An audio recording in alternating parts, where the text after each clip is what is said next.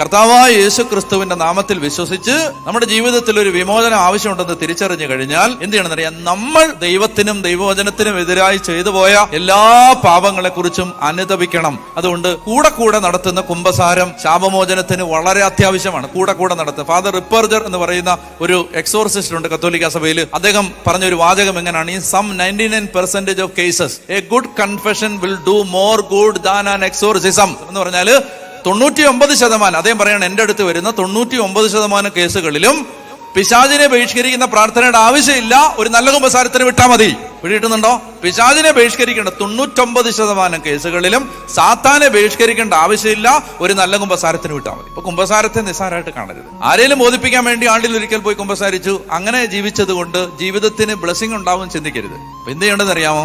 കൂടെ കുമ്പസാരിക്കണം. പാപമില്ലാത്തവരായിട്ട് ജീവിക്കണം.